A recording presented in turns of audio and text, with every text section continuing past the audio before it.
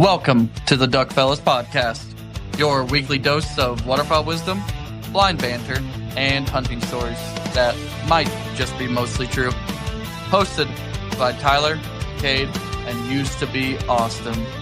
Two fellas and one that used to be chasing feathers and good times. Do us a favor and hit that like button or subscribe wherever you're listening in at today. Hot start roasting Austin right off the rip. I love it. Man, we got to since he's skipping out on us like that. Unreal. Absolutely unreal. Some people just aren't cut out for it. But maybe one day he'll make an appearance again. He's turning back into a deer hunter. We lost him. Definitely lost him. I mean, he's after that podcast we did Thursday, he's leaving the chat. He's gone. Can't even defend himself. So, how was your guys' weekend of hunting? It wasn't terrible. Wednesday, got off work early enough to go out to the field. Shot a pretty easy limit of geese. No bands, surprisingly.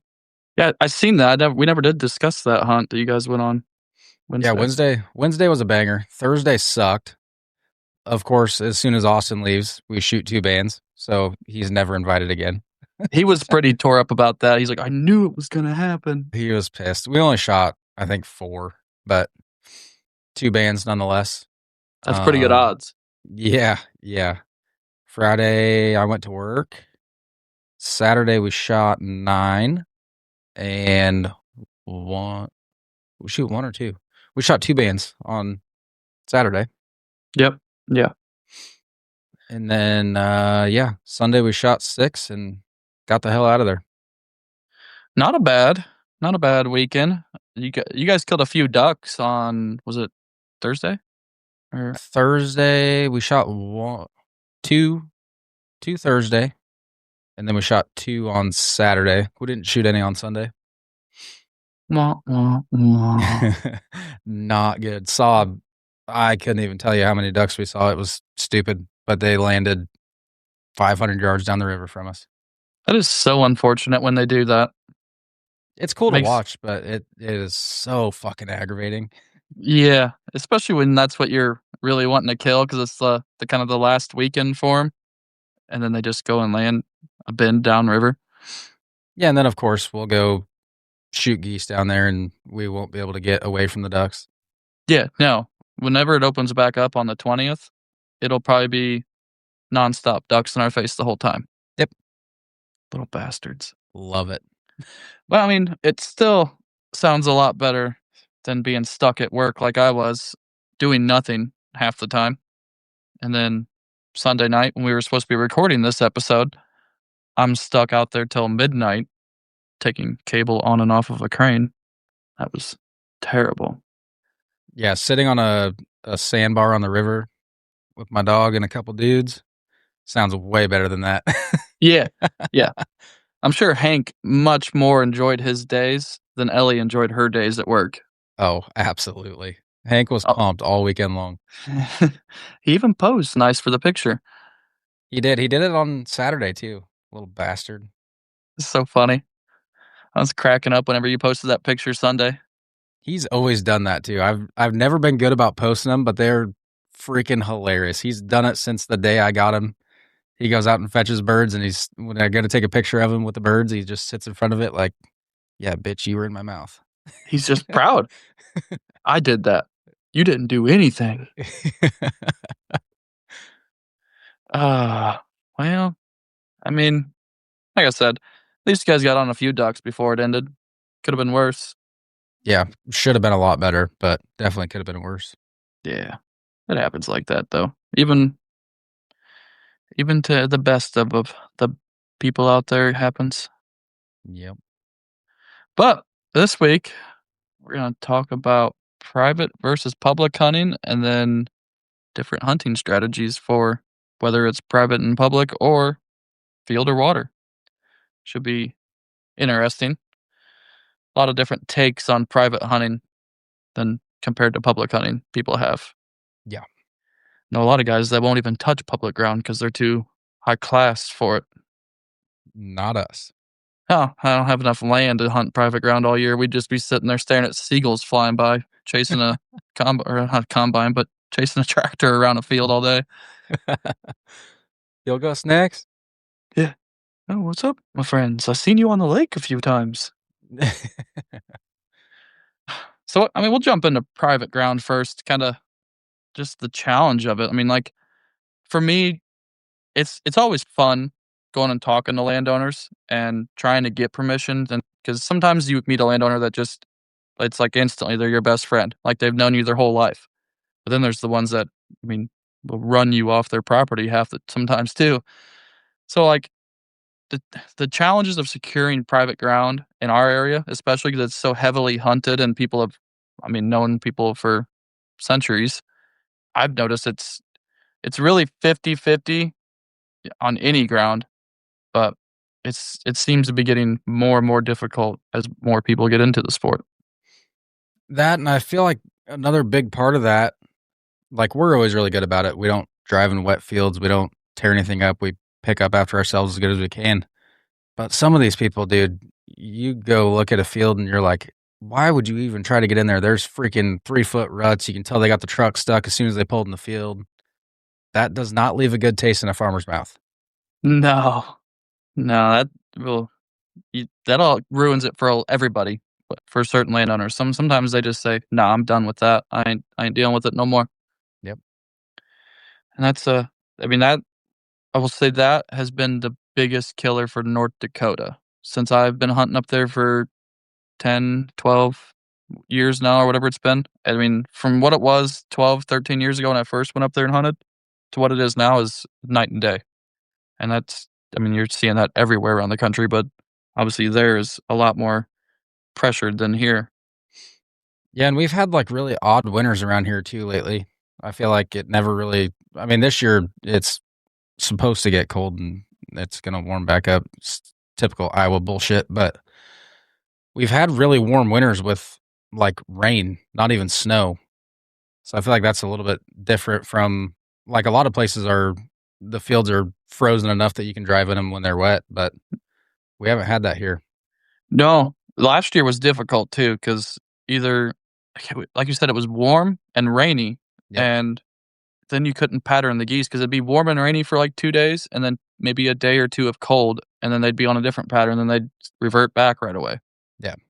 So that made it challenging last year. Hopefully this year we don't have that as bad, but hopefully it warms up enough to make the water soft again and not hard.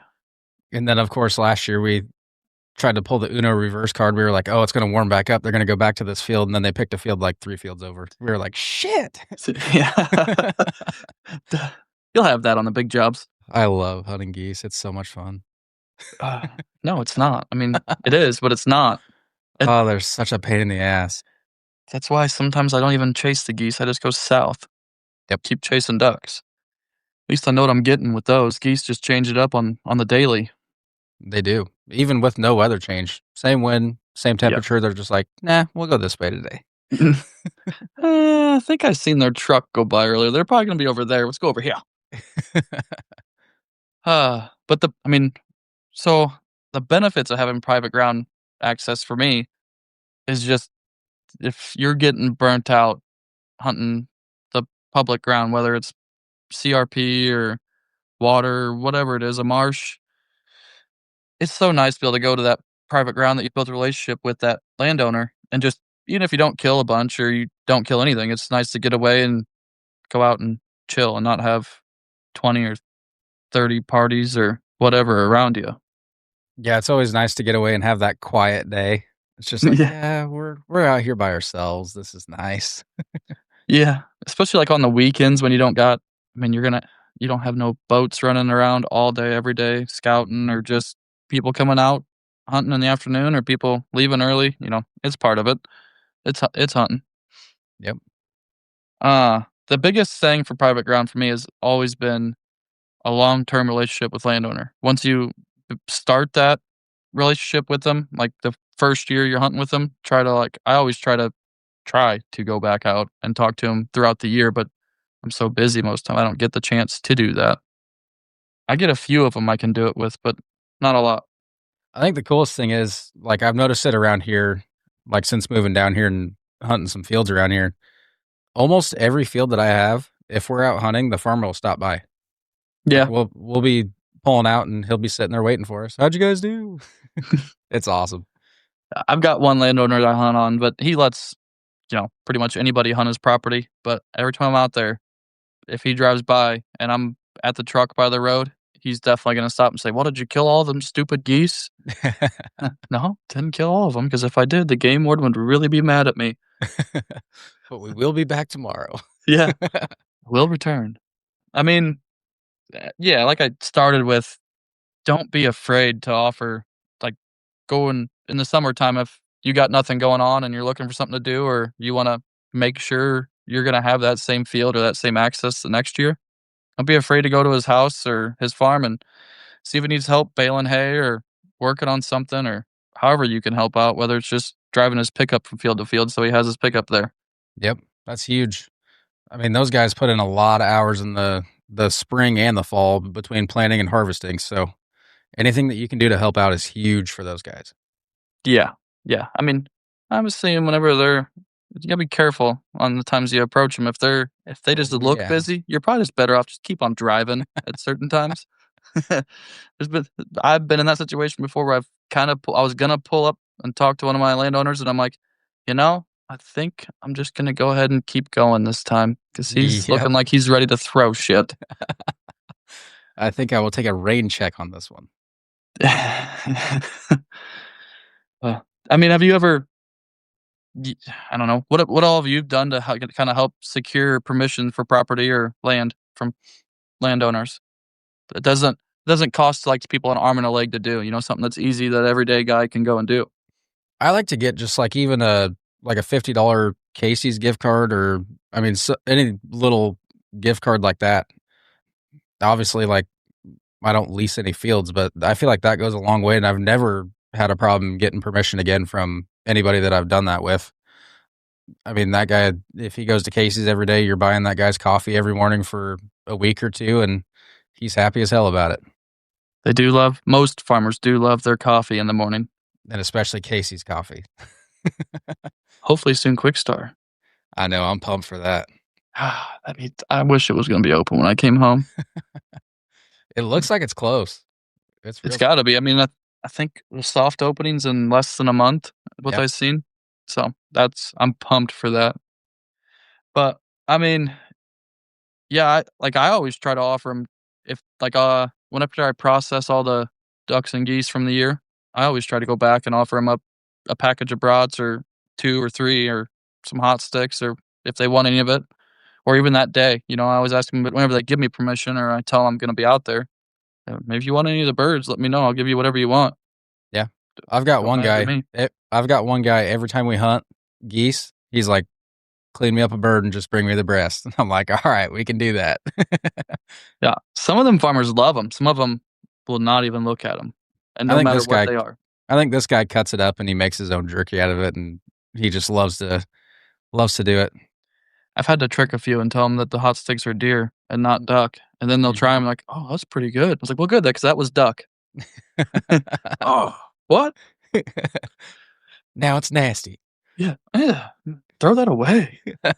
That's almost as bad as seagull." Yeah. Jesus. Not saying they shot them, they may have just got caught up in the tractor. I suppose.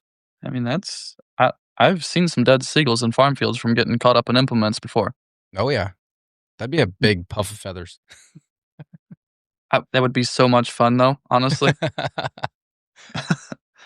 Can't kill them, but nothing says that you I mean, you can't keep them from flying into them or walking into it. That is fair. No, we don't do anything illegal, Mr. Officer. I mean, the biggest thing with private ground, as always, whenever you're hunting someone else's land, remember it's someone else's land. It's not yours. So treat it with as much respect as you would want someone to come in and treat your house. Take your trash with you. Don't destroy his field. If it's muddy, don't be lazy. Walk your stuff in there if you want to hunt it, or don't hunt it. Yeah, it's really not difficult. Yeah, no, I mean, That is the easiest thing. I mean, it's a lot of work, don't get me wrong, but if you want to hunt it bad enough, there you go. That's your only option. yeah. I mean, we all make mistakes. If I've made a mistake once or twice, can't remember. I think I know for sure once that I went in a field when it was too muddy. I rutted it up, but I went straight to the guy's house and told him, like, "Look, I'm sorry. I rutted it up. I can do whatever you want me to do to fix it or help you or whatever to try and make sure that I could hunt it again and it didn't ruin it for me or everybody else that hunted it." Yeah. I've had to do that one time also. And that was walking up to that guy's door. I'm like, oh my God, he's going to chew my ass. It's like being a kid again and just know your parents gonna rip your ass a new one. Yep. No, I'm gonna get a spanking. The thing is, though, if you go tell that guy that you messed his field up, he's going to be like, thanks for telling me. I'll take care of it. Don't worry about it.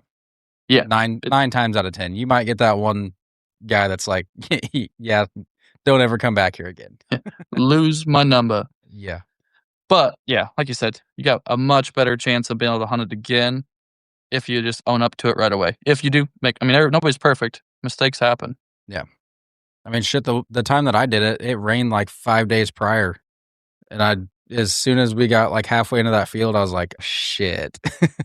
That was kind of how mine was. It was cold and some snow melted the day before, but then it refroze that night, but it did not freeze hard enough. Like I drove like the first 100 yards into the field. And I was like, "Oh yeah, we're doing good." I didn't even leave in a dent. Got in the middle of that field, we left a huge dent. I actually had to drop the trailer and abandon the trailer. I had to leave it there. Come back and get it when it freezes. Yeah, I went back at like 1 o'clock in the morning the next day. I didn't even hunt. I was like, "Oh, I hate it here." We're going home. Yeah, but no, I owned up to it, and I still hunt his ground today. Yeah. Another big thing with the fields, especially obviously, you see them all the time when you're driving around, like driving through the field, going to usually leave because you usually get there in the dark. But if you see a freaking rock, pick that sumbitch up. You tell that farmer, like, hey, dude, I found like 10 rocks just driving through here. We grabbed them for you so you don't have to worry about it. That dude's pumped because he's not replacing everything on his tiller. Yeah. I mean, I don't got to pick him up because my dog does that for me. That is true. That's why I keep her around and feed her kibble. Just everybody getting Ellie. Yeah. It's way easier. She's currently just sprawled out like a whole sack of potatoes right now, sleeping. Well, we'll just keep on trucking here. We'll move right into the public ground hunting. Here we go. Yeah, that's the best. I mean, it's so much fun, honestly. What are your thoughts on like the day in and out challenges that come up while hunting public ground? The biggest one is obviously, I feel like everybody that hunts public deals with this, but it doesn't seem to matter how early you get there. You get your spot, half hour before shooting time. Here comes a boat. You flash your light at him. He's floating right up into your hole. You flash your light at him. He don't give a shit. He goes up and sets 200 yards right behind you. I love that. That is the biggest problem with public waterfowl hunting. And all that is just respect. I mean, it comes down to respect. Nobody has that nowadays. Well, not nobody, but it's harder to find nowadays than it used to be. There was this one guy on opener on the lake. I wish I would have met him at the boat ramp when we went back because this dude, he did it right. I'm not even shit talking this guy. For once, I'm not shit talking somebody. Oh, wow. I thought we were going a whole different route with this. No, this guy, he came up to our hole. We flashed him. I mean, this is legitimately a half an hour before shooting time. There's freaking people everywhere. The place is packed. He went to every single hole, found everybody where they were at, and he ended up going clear up the river, and he went and found his own little spot. He shot his ducks, and he left. Hats off to the guy. But I mean, like, we had a group that was probably, I don't know, 800 yards behind us. There was a really good spot that he could have gone right in between us. He just kept right on going. Went and found a spot clear away from everybody and just had himself a little morning. Nothing wrong with that. That never happens, though. No, it's kind of a I wouldn't even say once a year thing, maybe once every 5 years type thing. It Yeah. seems like every time I hunt public ground, well, I mean, I pretty much always hunt public ground. So pretty much every day that I hunt, people try to hunt as close as they possibly can. Oh, it's insane. It's like they have air tags on your boat. They're like, "Oh, he's hunting over here. Let's go mess with him." Well, they're not Apple ones because I have an iPhone and it does not tell me they're there. They just put some little Garmin GPS tracker on you then? It's got to be something. Either that or Ellie sends out text. The One of the ducks probably two. do. They're like, "Hey, come bother this asshole over here so he doesn't shoot me." They're here again. No, I mean that's the honestly one of the biggest challenges, but there's a lot of things that goes into it. I mean, even if guys are respectful, in all reality, 300 or 400 yards. I mean, heck, we had a buddy of ours set up, and he was like 350 yards, which is far enough away. I mean, but we could hear him talking like he was right next to us. I mean, we had full on conversations with him. Yeah, yeah, we were, and not even really yelling, just like kind of talking back and forth between the boats. Yeah, I mean, like I said, he was far enough away. Like for me, as long as you're over 200 yards, it's a safe distance. But if there's not that many people out, we don't need to be that close, boys. Like we can spread out a little bit. Yeah, I think there was 5 boats out that day.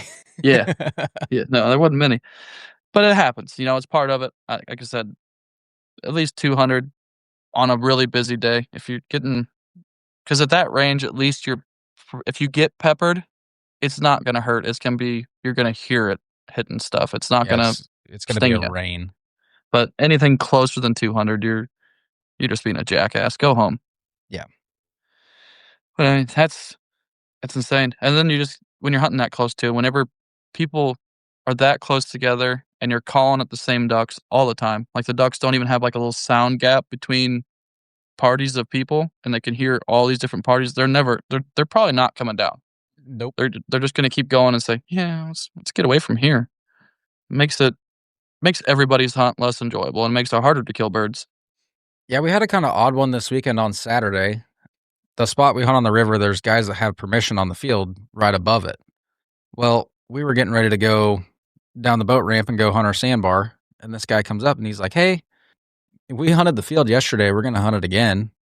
And I'm like, "All right, well, where are you setting up?" And he's like, "We're gonna set up right here." Showed me right on his phone. It was maybe 100 yards behind us, but obviously, like, we were hunting water, they were hunting the field. I'm like, "All right, dude, like, they hunted it the day before. He's got permission on the field, whatever." I shit you not, dude. He told me, he's like, "These geese don't like to be called at." He was wrong. We had to absolutely hammer him, and he had to been so pissed because the the group that we shot the 2 bands out of, one of them landed up on the bank right on the edge of the field, so we obviously had to go get it. And the guy that went and got it was like, "Hey, it's banded." And I'm like, "Oh, that guy's got to be so fucking mad." Yeah, that would be a gut punch. But that was one of those instances that it worked out because, like, if the geese slid off into the field, we would quit calling. When we were working the birds, they weren't calling at all, and everything worked out fine.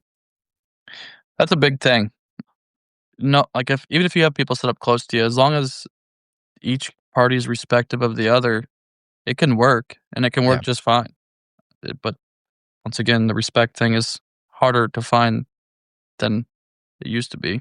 yeah, Still people out there. I try to be respectful when people are being respectful back, but you have times where it's just an all out battle. It's fun. Those days are a blast. oh yeah, I mean, that kind of leads into like the perfect amount of pressure, like the perfect amount of hunting pressure in an area, or when it's too much. I mean, for me, for the area we hunt, I honestly like to see about 7 or 8 boats at the boat ramp every day.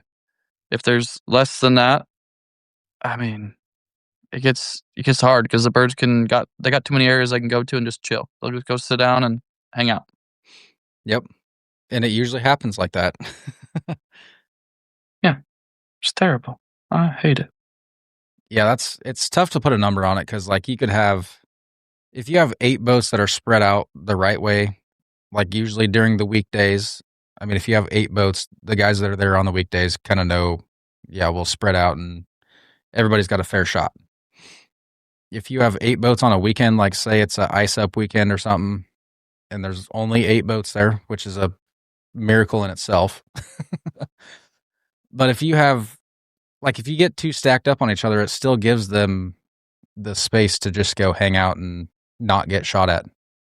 Yeah, for sure. I mean, it makes them fly more longer into the day, I think, as Hmm. long as like, when everybody's spread out like that, because 'cause they're not just gonna try in the morning to come up into the marsh and chill. They're gonna keep trying unless it's, 30, like Friar, let's say 30 boats, then it's too much. They'll hit that edge of the area, and every Tom, Dick, and swinging Harry's calling at them or shooting at them at 80 yards, and they're gonna say, we'll go back out here and hang out until night. We'll come back in at night." Yep. We'll let you blow us out with the boats in the morning and we won't see you again. Yep. It's like they count how many boats come out in the morning, and then they go, "Yep, we gotta stay out here all day. Yep. We'll try again tomorrow." Stingy bastards. I didn't think they could count. Maybe think they don't have that many. They have enough feathers, though, they could probably count the boats on their wings. Oh, for sure. For sure. And I wonder if they can count higher than Austin can. Oh, for sure. I mean, it's not saying a whole lot. And then, I guess, the importance of knowing, like, the area you're hunting for comes down to so many different weather situations or just, I mean, pressure situations. I mean, there could be a spot you hunt on certain weather days, like, it's a hard northwest wind, and you go to this hole every time and you kill your ducks. But if there's 30 boats there, they might not make it up to that spot. They Yep. might get turned around right away. So you got to go farther out or go somewhere else to get to where the birds are going to make it to you. Yeah. I've had that happen a lot. And that was even like that day we got all that snow. That the spot that we went was overpressured. There's a boat in there every single day. But we know that's an area they frequent. They know how to get there. And they couldn't see jack shit. So we were like, yep, that's where we're going. Hmm. And we shot them pretty good. Yeah. Yeah. Except for the fact that it slushed up on us a little too soon. Yeah. That was not ideal. That was there was like an hour and a half there. That was some of the heaviest snow I've hunted in a long time. Yeah, that was nuts. And then it would I let up mean, and then it would just start snowing sideways again. yeah, it was. What did my dad say when we talked to him on the phone at one point? It's snowing gerbils or something like that. Something I like think that, yeah. I was like, "What did you just say?" He's like, "Yeah, it's snowing gerbils out here, hamsters." Maybe it was hamsters. I don't know. I was like, "I've never heard that before, but okay, yeah, that's a good That's one." it was a new one for sure. But like on those scenarios, like I see you have here, like when on high wind days from a certain direction, like for our area, will blow all your water out too. It's like you may set up in 2 foot of water or a foot and a half of water, and then 2 hours into the hunt, you're in 2 inches of water. Mhm. I've legit seen 2 feet of water get blown out of the area before, in in less than an hour. Yeah, it doesn't take near as long as you would think, and it will Yeah, leave you high and dry better hope you brought plenty of Christmas tree cakes because you're gonna be there for a while. until the wind lets up, Yeah. and then Speaking of another that, 3 hours past that. I still got like 2 boxes of Christmas tree cakes in the boat in the cooler. Oh, we gotta take the boat somewhere then. Oh, it's meant to be. You can't take them out of the boat. They live there. I mean, they're gonna have to come out of the boat if they don't get eaten before winter's over. But I'm saying we gotta take the boat so we can eat the Christmas trees. They can't go to waste.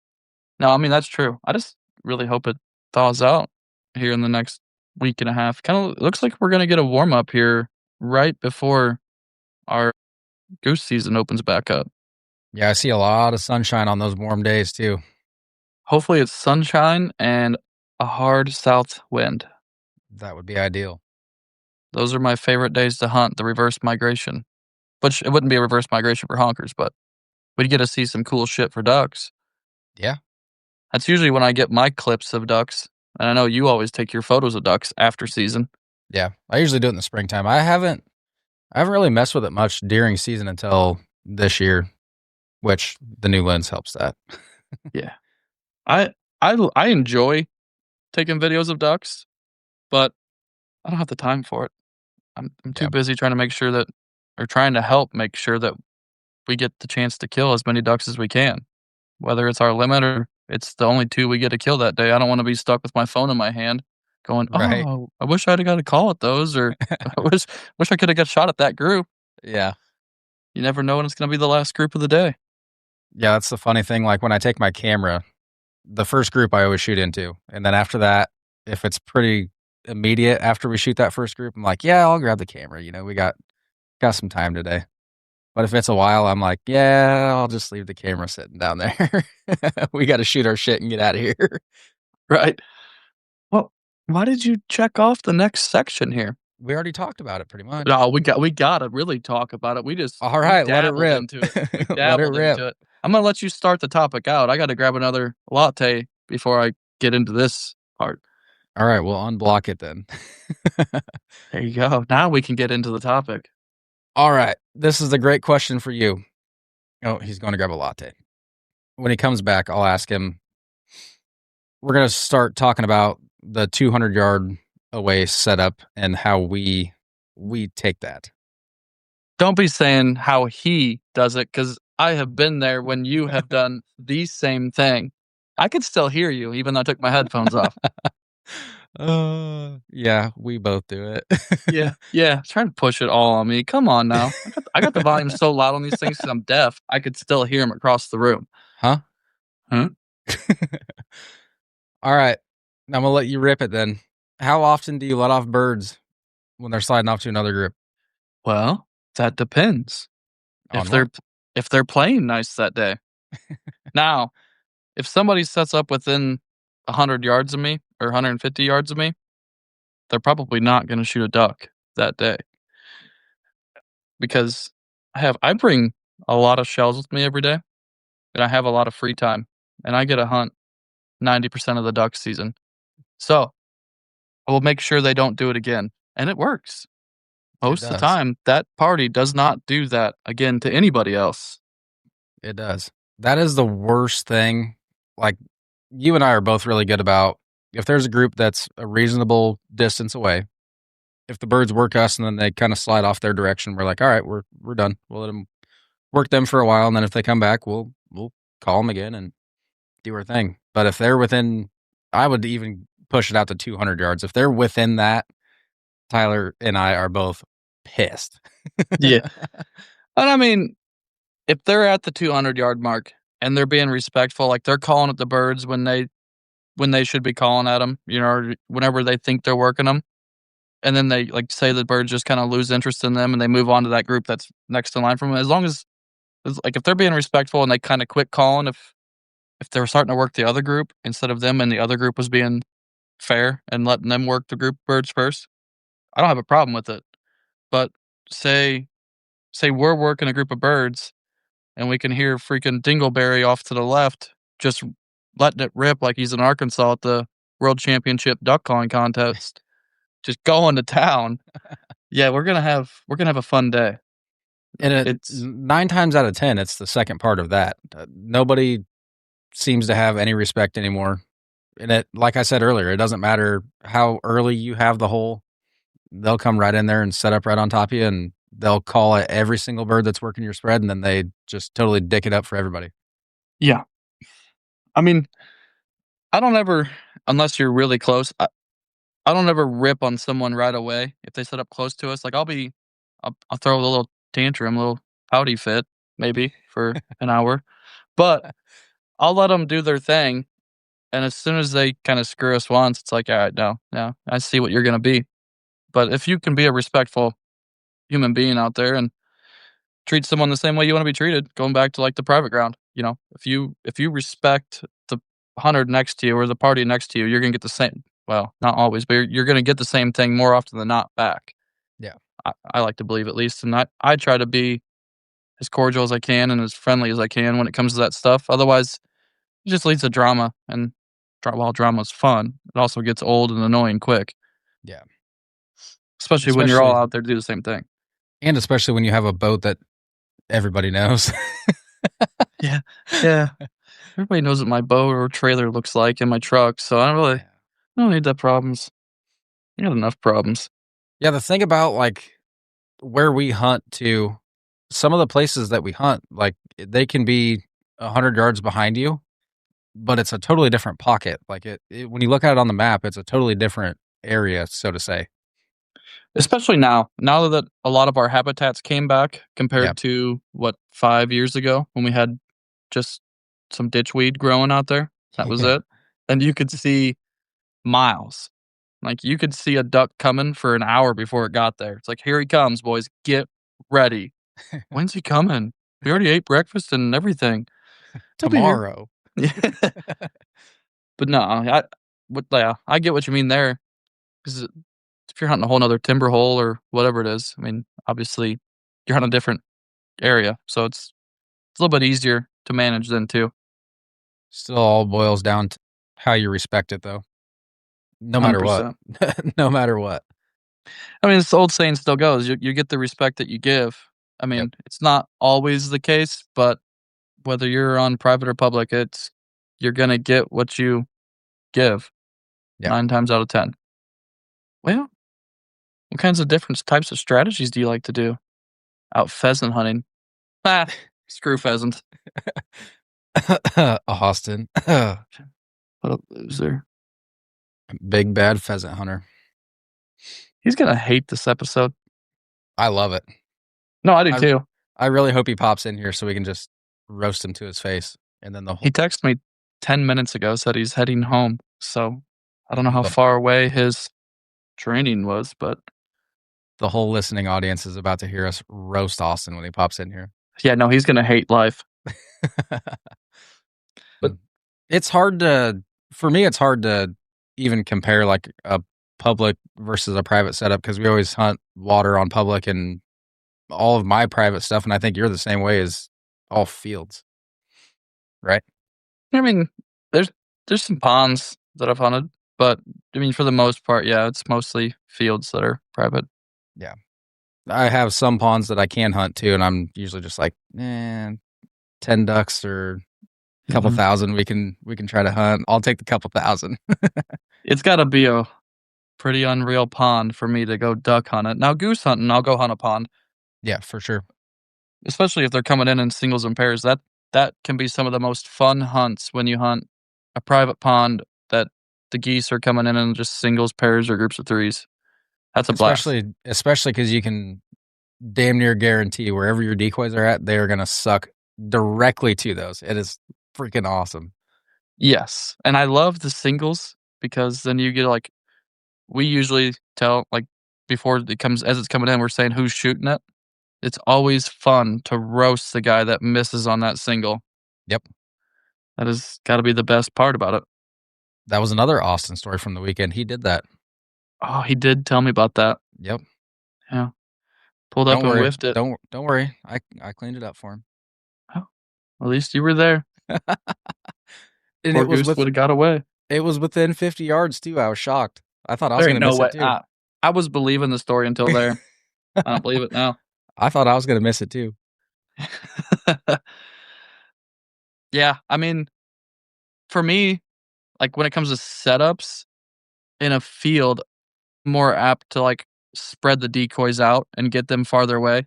On water, I don't want to set a decoy out of my shooting range, period. Yep.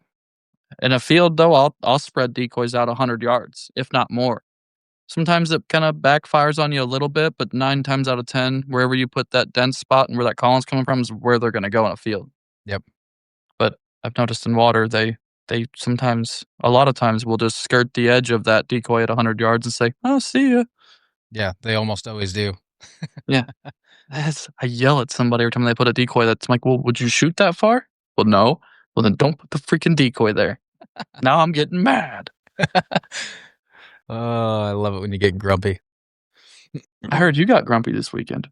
I did. I threw a full tantrum. I threw my calls and everything. I was pissed.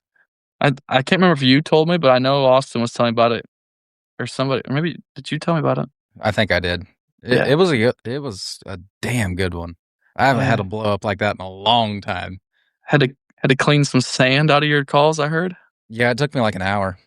Oh, that's rough. An hour and 2 bottles of water. Two of the big Casey's bottles of water. How froze up were your calls after that? Because it was pretty cold, wasn't it? Yeah, it was chilly, but I had a heater blasting on me, Mhm. so I don't even know if they froze, honestly. Hmm. But yeah, with that being. morning was just every little thing that could go wrong went wrong, and I had enough. I lost my shit. Yeah. Now you understand. Now you get it. We all have our breakdowns once in a while. I It was mean, I funny would because never do that. it was funny though, because it was exactly like when you have your little meltdowns. Everybody just gets super quiet, and I just had to sit there and like I turned around and I started laughing, and I'm like, "Yep, I've been on that end before." Yeah. I know, it's always a terrible feeling after the fact, like, after you, like, threw your fit and you sit there and think about it, like, "Fuck, now I look like a jackass." Now I got to clean 20 pounds of sand out of my freaking calls. This is gonna be great. I've never had to do that, Yeah, but I'm telling you, dude, it was a full-fledged meltdown. It was bad. I have that on them big jobs, though. I felt way better after though.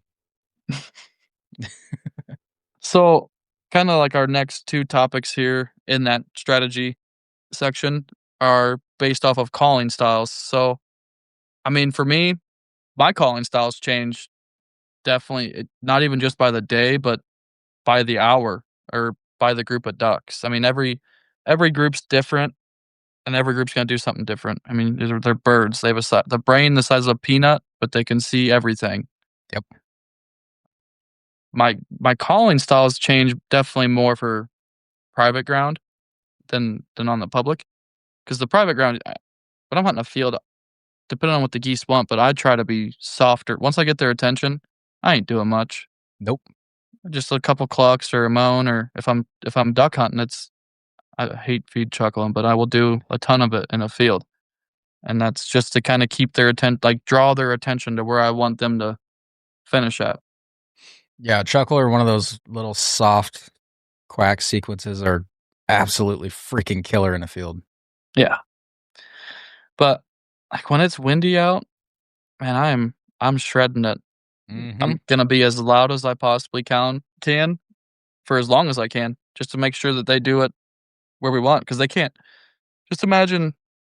I mean, I feel like a duck or a goose can hear super well, because obviously when they're people never believe me that they can hear me whenever they're way up there, look like little dots in the sky. You start ripping on them, and all of a sudden they start peeling out of the sky, and they're like, "I can't believe you called those ducks." And like, they can hear way better than you think. Oh yeah. I always think it's funny when we hunt with a bigger group, and you and I do it all the time. We'll see that lone honker way the hell up there. Yep, screw it, let's try it. Next thing you know, that thing's in the decoys and dead. And people are like, "How in the hell did you do that?" And it's like, you gotta try, I guess. You never know if you don't call it every single bird that flies by. I call it crows too. Yeah, yeah, you do. Yeah, crows are fun.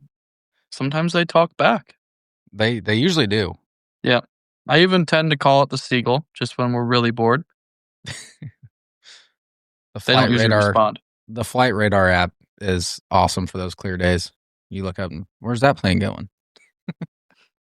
uh, I mean, you, what are your thoughts for calling styles? Like you said, definitely way softer in a private field. I mean, you don't have any other hunting pressure around you. Like you said, once you get their attention, it's pretty cut and dry. They're cupped up and on the deck. I mean, you don't really have to do a whole lot. Same thing with Yeah. ducks. Like once you get their attention, and spinners in a field are a freaking act of God, especially when it's sunny out. I've had days that you have all the goose decoys out and you put one spinner out and it's sunny. They just absolutely suck right to that thing. We've talked about it before. We don't really care for them on the water just because every, like you said, Tom, Dick, and Harry has them. Mm-hmm. Sometimes it's better just to be different. But in a field, dude, those things are a must. Absolute must. Yeah. I don't think I've ever field hunted and targeted ducks and didn't have at least 2 out. Like, I mean, I'm talking like I'm gonna try to put 4 out, but I don't even own 4. I own 2 that work. I own like 12, but 2 work. Ah, But yeah, I do calling on private is a lot easier on the lungs than calling on public. I would agree with you on that, except for our last day in North Dakota. I heard about that. I've never had to call so much at geese in my life other than that day. Like, I mean, I think it's because there was just so many of them and they were making so much noise that they just lose interest if they didn't hear you just completely ripping on them until you said, take them. Yeah. It was really cool. I wish they would have came in a little bit more spaced out because as soon as you took your shots and killed your birds out of that group you were calling at, you had to load your gun and cover up and call as hard and as fast and as loud as you could again. That sucked. We kind of had So the same winded. thing this weekend on the river too, though. Like we started off calling, like obviously you hit them harder when they're further away and slow down as they come in. They just wouldn't quite commit all the way. And then there was one time I said fuck it and just hammered them all the way to the hole, and it was insane, night and day different. I love the way geese do it on water. Oh, it's Big ass insane. feet hanging out there, scanning for a band. We had them doing maple leafs and backflips and all kinds of shit this weekend too. It was definitely a weekend I should have brought the camera, but we didn't quite have enough guys to make it worth Do a not shooting flip. geese. Yeah. They were showing you all their trick shots. Oh, it was cool. I mean, when I just, one thing that I wish we could have, but I don't think it would work in a lot of scenarios for where we hunt, is a trailer blind. Yeah. Because I would enjoy field hunting so much more if I didn't have to sit in a layout blind and freeze my nuts off. Mm-hmm. But, I mean, field hunting can be so rewarding, but hunting out of the boat is just so much warmer. Yeah. And you get breakfast. Yeah. Hot breakfast, not no honey bun or whatever the hell people bring in their blinds nowadays. That you got to stick on top of the buddy heater so it thaws out because it's freaking 10 degrees out and that thing's harder than a rock. Bro, if you're fitting a buddy heater in your layout blind, you are living life on the edge. Yeah, I was thinking an A-frame. My bad. My bad, G. My bad. I want to see you do it. We'll have a little campfire out there. No, not going to happen. I do wonder if they make I wish they made like a little battery-powered space heater that you could put in a layout blind. I'm going to have to do some looking on that. That'd be sick. That would be sick because I've tried the heated back pads and shit. By the time you bundle up, you can't even feel it. No. My biggest thing for a layout, like obviously if I'm hunting a field, 9 times out of 10 it's gonna be in a layout because you can hide them the best. But I'm not a big guy, but I just hate having like the way you have to come out of a layout blind to shoot. I'm not the quickest at it. I don't know why. I'm just not. I'm not either. I never have been. Yeah. I mean, maybe I should start doing more crunches before hunting season, before goose season. But I've just never been quick and fast at like pulling up and shouldering the gun. I'm not the guy that can just jump out and go. That's why I like hunting like out of a layout in a field. I always hate it when the geese like try to come from behind you and you get stuck with that. Like you got to roll over and do all that acrobatic shit. I absolutely hate that because I'm the last one out of the blind. But maybe that's where I learned how to shoot 50, 60 yards like nothing. Could be. Speaking of layout blind hunting, Pookie had a really hard time in North Dakota hunting out of that layout because he kept hitting his safety. He wouldn't even get his shot off. He'd pull up and he'd hit his safety. And he's left-handed gun. He had a right-handed gun. And he shoots left-handed, so it wasn't working out for him. We'll let him weigh in on the situation since he just beeped in. Hi, Pookie. What's going on? What's going on? Oh, we were just talking about you. Talking about me? Yep. Not talking to you because you weren't here. Yeah, I'm sorry. I did not think that tonight was going to take as long as it did. I trust that you guys handled it and are getting these good people a bunch of useless information from you two. Damn. Can you read what's scrolling across the screen right now? That's the first thing I saw when I popped in. You just wait till you hear the intro. The intro was good. I can only imagine. I'll listen to it tomorrow when I go to work. Yeah, no, you'll love it. It's gonna go well. Good. So, we were just talking about hunting out of layout blinds in fields and your struggle you were having with your gun in North Dakota for your first time. Yeah, that oversized safety on that Winchester SX4 that I hunt with is, I mean, I love it, absolutely, but just with me being left-handed and that being a right-handed gun, so naturally everything works against me, was definitely a challenge that I was not ready for. And then it just kind of carried back in. Like, I had never done it until we went to North Dakota. And then even when we returned to North Dakota and started hunting in Iowa, again, I'm like, I'm doing it still. So I think maybe like subconsciously it fucked with me a little bit. And then I started overthinking about it and continued to do it. But with the help of you guys, we got it figured out, got the safety switched. And then this past weekend didn't happen once. So You're welcome. I sacrificed my truck for that. yeah, I do appreciate you. You sacrificed your truck for him to still lift the single. I did. Oh, The first yeah. shot. No, don't worry. Don't worry. Yeah, it's true. Hey, we did just discuss that too, how you were whiffing on singles and sure shot Whoa. Cade had to clean up.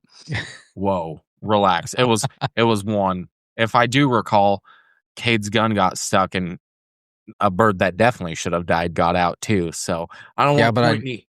But I Oh, didn't miss fuck the me. one that was in the fucking decoys like you did. No, neither did I.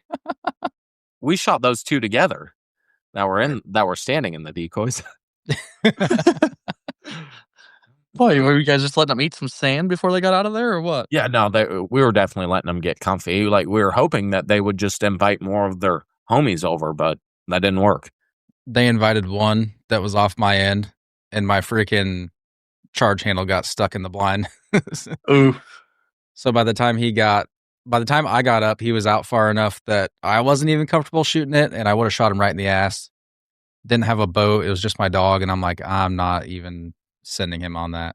Whoa. What do you Not mean it doing it. was just your dog? We're talking about Hank here.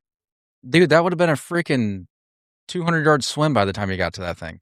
He'd have been so pumped. And he probably could have walked half of it. Not where that thing was at. Really?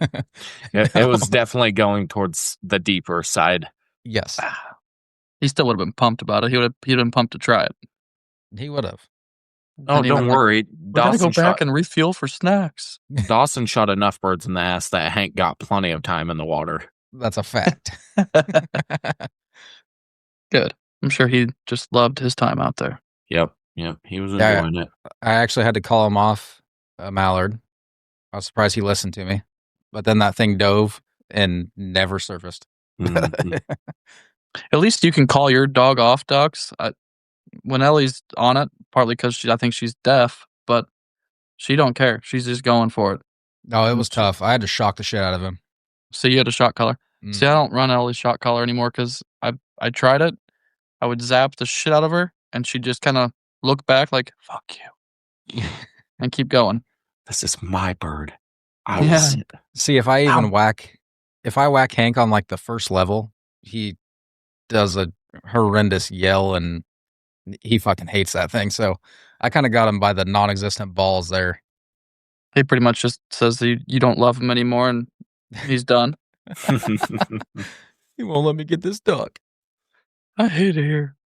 Taking my ball and I'm going home. So we were just talking about like A-frames versus layouts in the field. Obviously, I voiced my opinion on that. What is y'all's opinion on that? Or the trailer blind thing? Trailer blind would be sick if you could hide it. I mean, I feel like you could, if you did it right, you could stubble that thing with corn, and I don't feel like it would look that bad. Especially on like a cloudy day where you don't have a lot of shadows. I think you could get away with it. I think you could hide a trailer blind easier than an A-frame though, because it looks more like a grass patch or like a whatever in the field. I've never hunted out of one, so I can't really speak on that. I've done it once. It's like hunting out of the boat. It's freaking awesome. We should build one. They're expensive. Dawson has one. He built one his out of wood, right? Yeah. Yeah. That thing's got to be heavy as shit. Yeah. But yeah, obviously layouts are the best for concealment. What are you doing? Just looking at continue. Looking at Austin over there. What's he got going on? Layouts are the best for concealment, obviously. If you have like a fence row that's got some trees in it or some really, really, really tall grass, You can hide an A-frame just fine, but I hate when people just stuff them full of corn and put them right in the middle of a field. Every time we do that, I'm like, what the hell? Have you ever had luck doing that, putting an A-frame out in the middle of a field? Only in the snow. Do you? And by So snow, did you I run a mean snow cover no. and then just grassed it and then threw snow on it? Didn't even throw snow on it. It was legit like that day we hunted out of the boat. It was snowing that hard, so I don't think they could even see it. Mm. But every other time that I've tried it in the middle of a field, even with snow and like you throw snow on the blind, it never works well. I've seen guys have good luck doing it, but every time I've tried it, I don't kill anything that day. It's terrible. Yeah. You're warm, but you don't kill shit. Yeah. Warm and more. I mean, I think A-frames are so much more comfortable than layouts, but I don't know. I'm taking some fat naps in a layout, dude. Oh, as have I. Yeah. You've heard me snoring Absolutely. sitting beside you. Huh? You've heard me snoring in a layout. Yes. Laying beside you. I took like a. Go ahead. Especially with that heater bodysuit you got. Night. Yeah. Wake me up when the birds are here. Whenever Austin and Zach went scouting one day in North Dakota in like the middle of the day when we really didn't think anything was going to fly, me and Trevor stayed behind.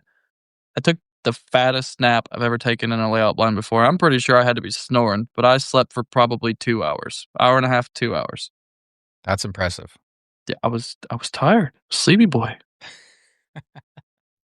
I will say, when you brush in layouts in a field incredibly well, like it always makes me feel really good if we're like doing a whole day sit in a field or something. We hunt the morning and then decide to go eat lunch, and by the time you get back to the truck to head out and you turn around and look at your decoys and you can't even tell where your blinds are. Yeah, I really like looking at that. Yeah, it's nice.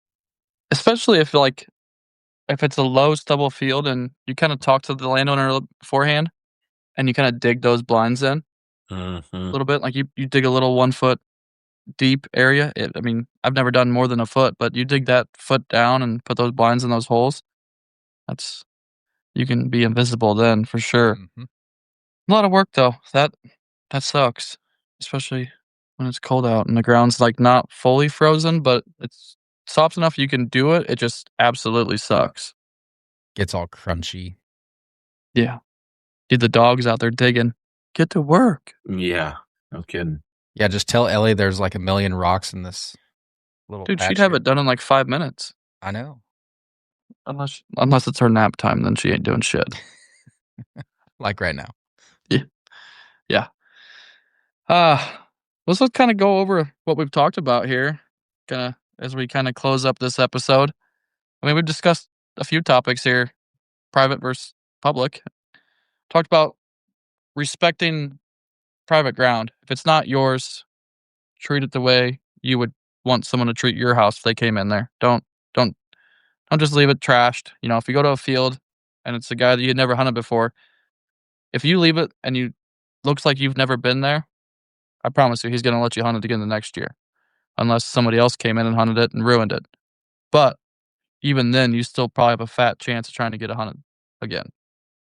Public ground, I mean, stand your ground. Don't let anybody talk back to you.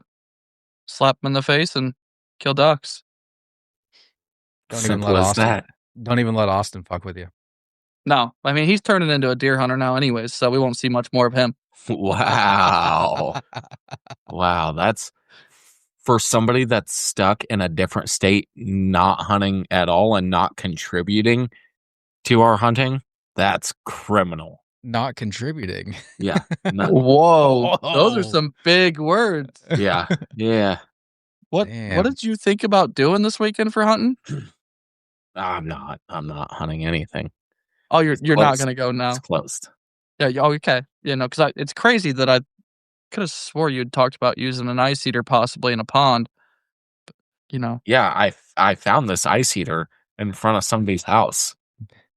Oddly enough, I'm sitting here looking at it. I'll just change the code on my garage so he can't get in. That's crazy. I'll kick the door down. I was going to say, do you think a door is going to stop him? No. Dude, I know a lady that's not afraid to hit stuff. Run right through that garage door. Damn. See what she can do to a pickup. Just imagine what she'll do to your garage door. R.I.P. Take that, Kade. I lose. Haha. No, actually, you win. Insurance comes through clutch. Yeah. But I have a lot of shit in here that she would mess up.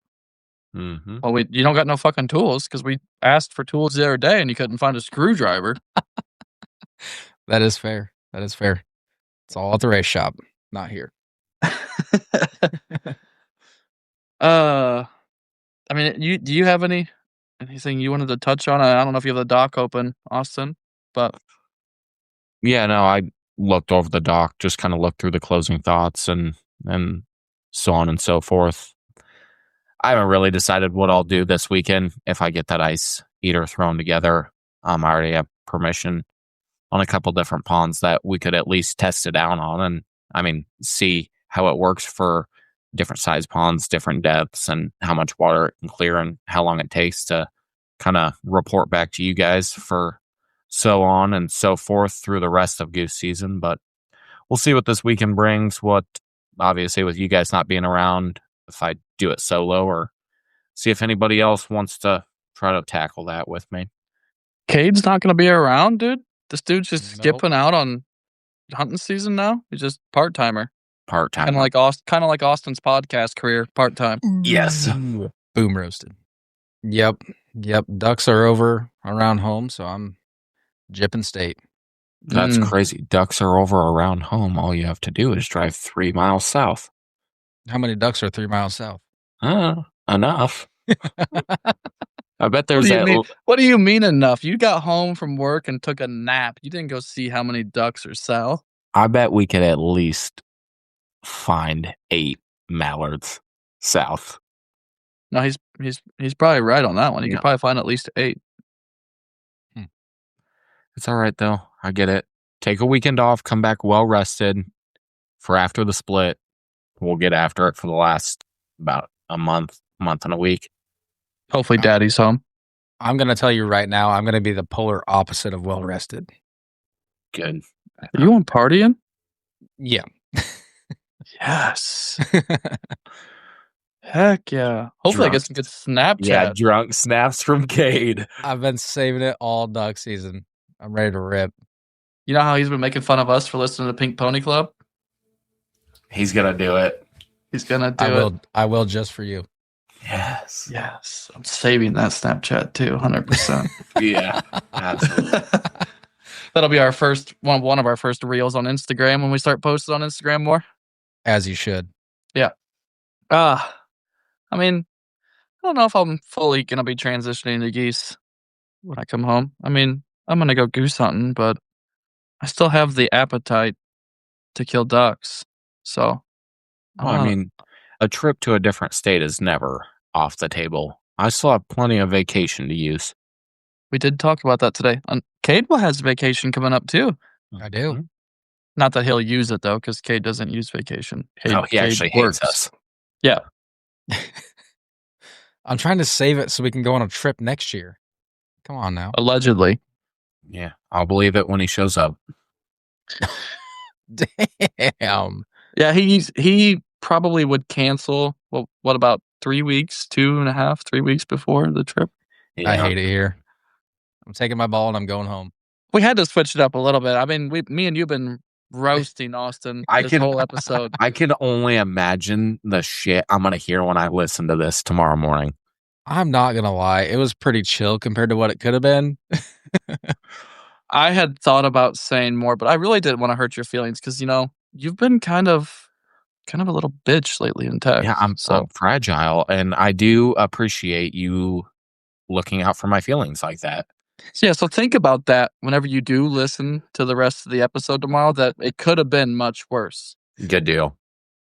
But yeah, I mean, this was fun. I'm glad you could join us for the last, 8 minutes, 9 minutes, something like that. I've been on for like 20-ish or so now. I don't know if I buy that. It could be. I'll edit it down to where my 9 minutes is correct. There you go.